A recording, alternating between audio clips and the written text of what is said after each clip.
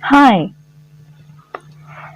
welcome to the new series covering all the chapters of Geography, Class 9 Contemporary India, Chapter 1 India Size and Location. So, here is the brief content we will be read in this chapter. The first one is location. India is the vast country lying entirely in the northern hemisphere, which means above the equator. So there are the latitudes and longitudes of a country. The Tropic of Cancer divides the country into almost two equal parts. The part below the Tropic of Cancer is called tropical region and above is subtropical region. In southeast and southwest we have Andaman and Nicobar and Lakshadweep Island. And the capital of Andaman and Nicobar Islands is Port Blair, and the capital of Lakshadweep Island is Kavaratti. Remember this. And the next topic is size. So this is the size of our country in terms of area. It is 3.28 million square kilometer. So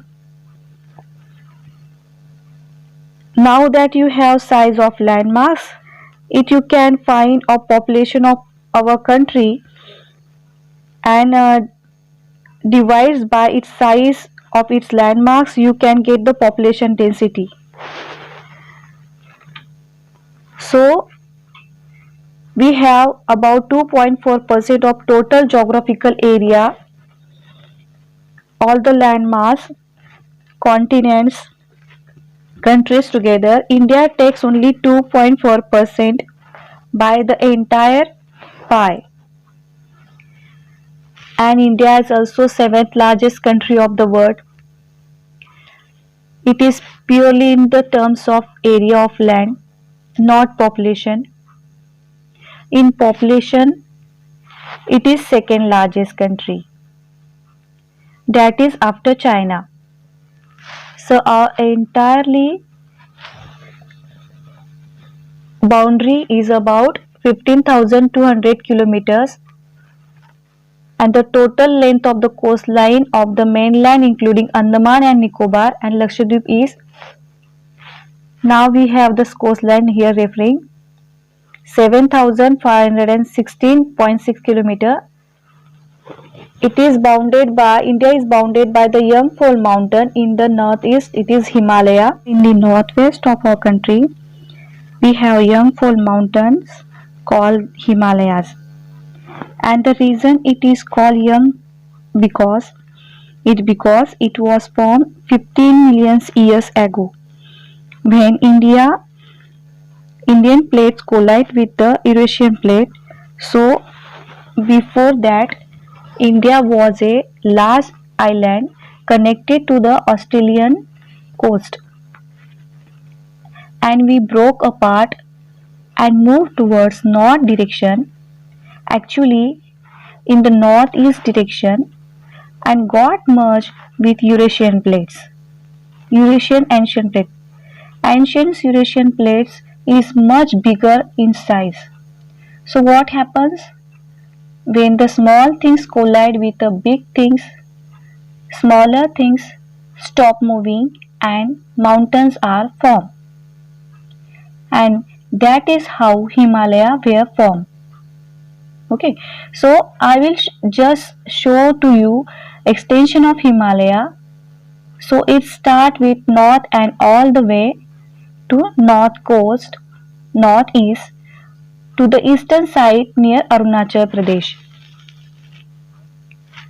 Always remember, east to west extents appear to be smaller than north to east extent and the difference is just about 300 kilometer, not more than that. Now, from Gujarat to Arunachal Pradesh, there is a time lag of 2 hours. Okay, since we cannot to have upwards to different timing, therefore we adopted standard meridians of India, which is also called IST, means Indian Standard Time, and this is measured with the help of longitude passes through Mirzapur in Uttar Pradesh. Okay, now we are going to learn the third topic is India and the world. India is a part of South Asia, not Southeast Asia. Our location is very strategic. All the ships that comes from Europe and they have to travel to East Asia, they passes through Indian Ocean, and it helps us establish close contact with West Asia, Africa, and Europe. Again, no other country has a long coastline. So this is very strategic position for us in terms of geographical location in the world. So always remember that points because it will fetch you good marks in the exam. India's contact through the world have continued through the ages, and the relationship through the land routes are much older than the maritime countries. Oceans was very restricted and scary way having an interaction with other countries. So travelers often took the land routes passing through the mountains in the north. For example, how far Heian came to India from China and other Persian dealers. So India is always in being to touch in touch with the work from ages, and it is not sometime that is new. So all these land routes are have contributed in exchange of ideas and commodities since ancient times. It's like how you go to your friend's place who is living in a different place, and when you visit there to exchange ideas, you exchange gifts, you discuss about each other lifestyle. So in the similar fashion in the ancient time there is a exchange idea and commodities, and this is only possible with these roots. So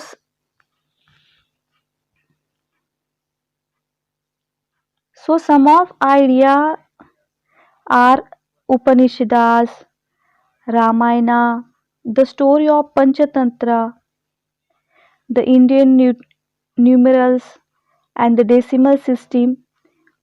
All this could reach parts of the world, and the species, some commodities like spices, muslins, and other merchandise were taken from Indian in different countries. And on the other hand, the influence of the Greek architecture, sculptures, sleeves of domes, and minarets from West Asia, for example, dome and minas and ornaments.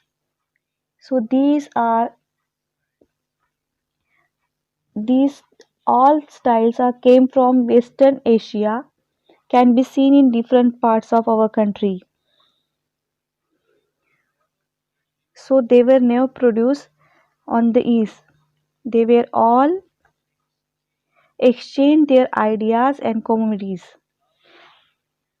And the last topic is India's neighbor.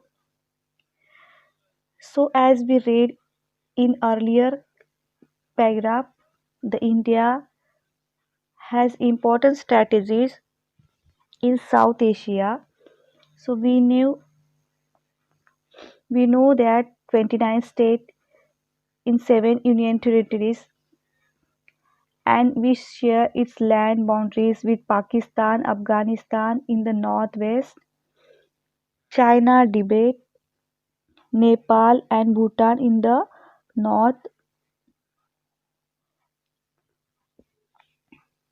It is not a part of India that Tibet, Nepal and Bhutan and Myanmar and Bangladesh in the east, and the southern neighbor across the sea consists of the two island countries, namely Sri Lanka and Maldives. So the narrow channel between India and Sri Lanka is called